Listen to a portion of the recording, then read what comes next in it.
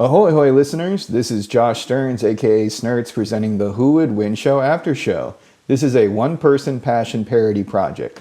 Please listen to the Who Would Win Show every Wednesday on your podcast platform of choice. Now let's tune in to the one and only Chuck Daly. Hello everybody, this is Chuck Daly, host of the Who Would Win Show After Show. Wow, what a mouthful! On today's episode, we'll be reviewing the Season 4 opener of the legendary podcast, Who Would Win?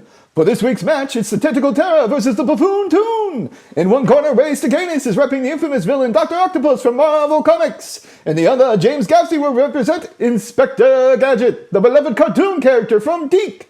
Who better to determine this week's victor than the practically perfect producer of the Who Would Win Show, Brent Pope? Utilizing his listening skills and devilishly deductive reasoning, he declared Doctor Octopus the winner, a strong start to the new season for Ray and his awkward allies. As always, to discuss this further, I'm joined by Larry Kowalski and Brad Barsky for the Ski Report. Welcome, gentlemen. Oh, hello there, Chuck. Greetings, Chuck, and salutations. Once again, the Who Would Win team picks a fascinating match for the Season 4 opener. You have one of the most ruthless villains from Spider-Man's Rogue Gallery, Doctor Octopus, versus the ditzy detective, Inspector Gadget. Larry, what are your thoughts for this week's match? Of course, as a proud, awkward ally, I was very pleased with this first match of the year. Ray articulated the intelligence, strength, and speed of Doctor Octopus. That's a hell of a combination for any combatant, but of the three, his mind is the most impressive. It's obvious he's a genius from the haircut alone. Too true, Larry. Doc Ock, Elon Musk, and Bill Gates must have the same hairstylist. Brad, tough luck for your favorite James. What's your thoughts on his points for Inspector Gadget? As usual, James did an amazing job repping Inspector Gadget. Sure, he didn't go over all 13,000 gadgets, but who has the time? He went over the essentials: super speed, super strength, durability, lasers, and bazookas. He's a living example of the over-militarization of local law enforcement. It's a shame Brent Pope didn't declare him the winner. Come on, Brad. We all know that the best tools are useless without knowledge. Inspector Gadget is a klutz on the scale of Mr. Bean and Mr. Magoo. His magnificent array of gadgets are wasted on this dummy detective. Now, Larry, there's no need for name-calling. I call them as I see them, Chuck. Fair enough. Brad, what were your favorite arguments from James this week? Oh, thanks for asking, Chuck. I have to go with the sheer unpredictable nature of Inspector Gadget. He's like a box of chocolates. You'll never know what you're gonna get.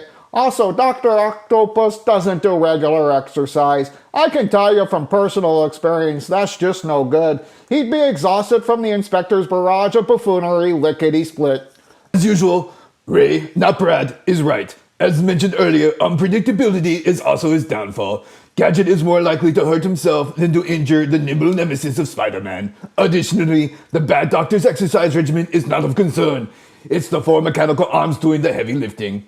Absolutely, Larry. Even James mentioned their impressive strength of 8 tons per tentacle. That is correct, Chuck. He's also crazy enough to marry Aunt May in order to obtain an island with a nuclear reactor. Now that's something we all can agree with. Marrying for material possessions, even a nuclear reactor, is just nutty. Call me old-fashioned if you must. Let's move on to the next match. The announced combatant is MCU's Spider-Man, fresh off the success of the latest film, No Way Home. Brad, who should take on this famous web-slinger? After much deliberation, Chuck, I came up with Panthro from the Thundercats. He has the brains and the brawn to take down the friendly neighborhood Spider-Man. Also, Chuck, I have to say that last movie, No Way Home, was a real humdinger. There's a reason it made over $1 billion at the box office. Fantastic suggestion, Brad. I also couldn't agree more about the movie. Larry, who's your pick to face MCU's Spider-Man? Well, of course, Chuck, I would love to see Brock Sampson from the Venture Brothers or Goliath from Gargoyles, but that just doesn't feel right for this battle. And to be honest, Spider-Man would wipe the floor with both of them. So instead, I'm going to go with Black Manta from the DCEU. If he can take on the super friend of fish Aquaman, then he can take on the puny Peter Parker. Great Caesar's Ghosts! Those are some spectacular suggestions, and this wraps up the segment of the Ski Report. As always, many thanks to Larry and Brad. Now let's check in on our fantastic Who Would Win community on Twitter. Meanwhile, at the Legion of Audience on Twitter. Ken Bjorn Tunna at Bjorn the Viking says, "It was a fun episode. Had been going back and forth on who the winner would be, but eventually I sided with Doc Ock. Ray is right. Win for Dad Bods. Who am I to doubt Viking wisdom? Great point, Ken." Next up is Travis Jackson at Travis Dunn 1981. His thread ends with this declaration: "I hate to see beloved 80s icon like Inspector Gadget lose. Nevertheless, awesome battle. A great finish to a solid thread. Thanks, Travis." Next up is Sean M. Grivis at the Sean G. He states, "I like that we got Inspector Gadget in a matchup, and I thought the arguments were well presented. I agree with the decisions. Doc Ock just has too much experience with the greater threats than Gadget. Couldn't agree more with Sean." On to our favorite Guana Hestono at Llama Lavender, the superfan with the pod. Ray is right. She states, "This robotic clash was positively electrifying. Funny stuff, Guana. Listeners, please check out her latest fanfic episode, Doc Ock's Daring Heist." And that'll do it for our community segment. Farewell from the Legion of Audience on Twitter. It's time to wrap up this episode of the Who Would Win Show After Show. Many thanks to Larry and Brad for their insights on the Ski Report. We also appreciate the Legion of Audience enthusiasm on Twitter and beyond. Congrats to Ray. Leaping Lizards, a phone call. This is completely unexpected. Let's see who it is. Hello, you are on the Who Would Win Show After Show. Hello, please act now to renew your car's warranty. Sorry, folks. Obviously, someone on the production team is failing to screen our calls. As I was saying, congrats to Ray. Holy Toledo! Could it be possible we have a real caller? My curiosity is getting the better of me. Hello, you are on the Who Would Win Show After Show. Hello, Chuck. This is Dr. Claw. Wowzers! Thanks for calling, sir. What do you have to say about this week's match? I find this outcome highly improbable. Gadget has foiled my plans for years, and in one battle this Doctor Octopus takes him out.